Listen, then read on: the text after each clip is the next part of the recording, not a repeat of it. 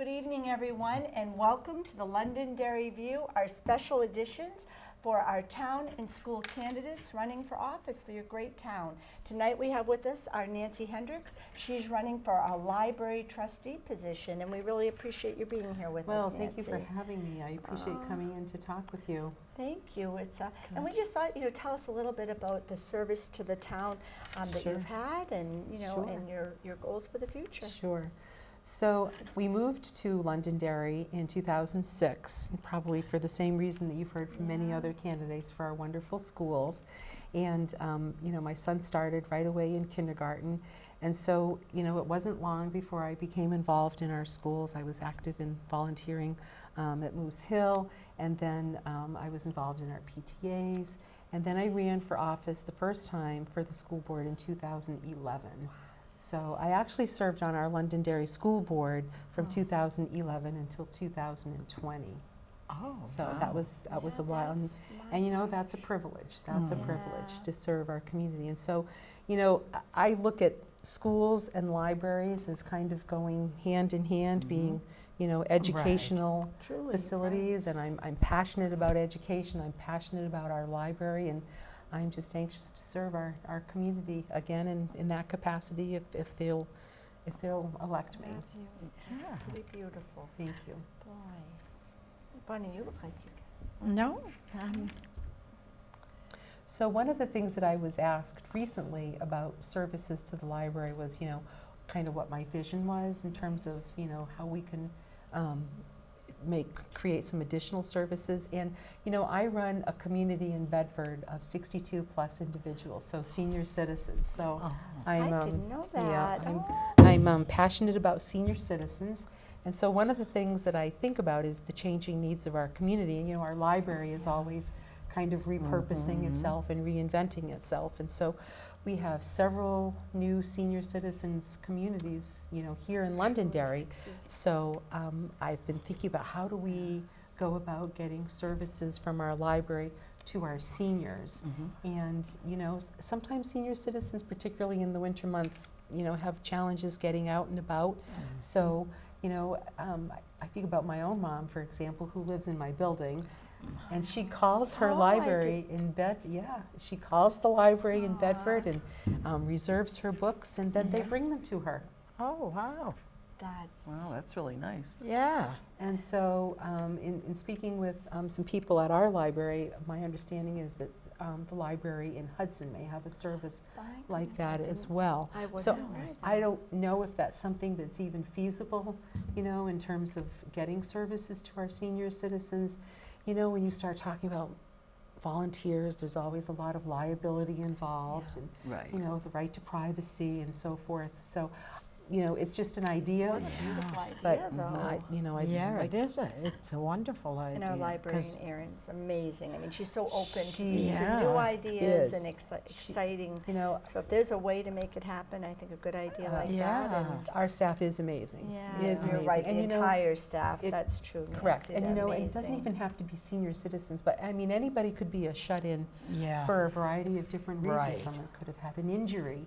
Yeah. Someone might have to be staying home, giving care to someone. Yeah. So whatever those reasons are that people can't get out, if there's a way to bring services to them, I would like to at least start talking about that. That's That's a great that's idea. a good That really thing is. because I'm president of the Londonderry Senior Center. You are? I am. I'm going to Yeah, want there to you talk go. with For the you. last 17 years. Okay. And I volunteer there. I'm a volunteer. I'm not a Oh. paid person. And we have like a book club and stuff for them. But that's a great thing for the ones that can't get out. Well, and the other thing that I've been thinking about is technology and senior citizens. And here's the other thing. I'm not even sure you have to be a senior citizen to have challenges with technology. Yeah. You're you know. right. No. And so I was thinking if there would be a way, I mean, I know they have tech services now, but if there would be a way to expand that, because how many times do you pick up your phone and you've had an update and you go, okay, this isn't doing Yes. what it was doing yesterday. Why is that? Yes, So, true. if you could go and to the library and meet with someone that maybe could help you with that. And you know, when I sat on the board, I used to talk about senior citizens and students. And I think that's where the magic is. Yeah. So, Definitely. you know, if we could have kids, Yep. our student, because they know everything when it comes to technology, you know, and if we could have our kids come in and work with our seniors in terms of help with maybe their phones or their iPads or whatever, Definitely. you know, so that our seniors can be connected, Oh, right. Yeah. right? So that's one of the things that, you know, I wanted to talk about. And, you know, the other thing, and I know our librarians are so busy, and that whole staff, but, you know, if we can do some additional outreach, for example, I was in speaking with them, there are people in our own school district that don't even know that they can get a library card at no charge.